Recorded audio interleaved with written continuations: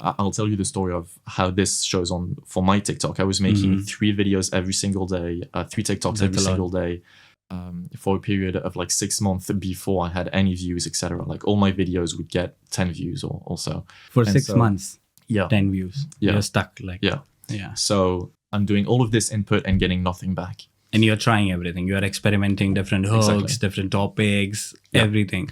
Exactly. And then over time, you build momentum, and momentum grows exponentially. So at first, it's very slow, and exponential curves, it grow faster and faster.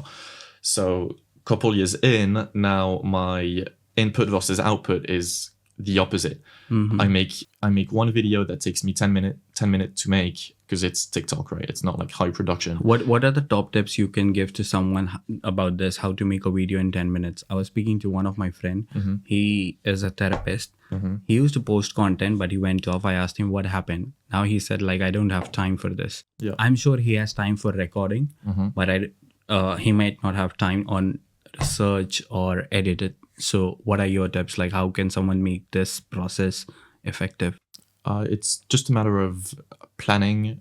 Like, you want to compartmentalize different tasks. So all of your research, all of your scripting and ideation should be within one time block. Then you have another time block for recording, another one for editing, and another one for distribution. When I was making 3 videos a day, on a daily basis, it was less than 2 hours, 2 hours in total, from like, starting from scratch to publishing the video. And these are TikTok videos you're talking about, like 60 seconds at max. Yeah. And I think if you take social media seriously, I think a lot of people watching this have 2 hours. If they can put in 2 hours a day, because like I said, it's leverage that pays dividends for a long time. It totally makes sense.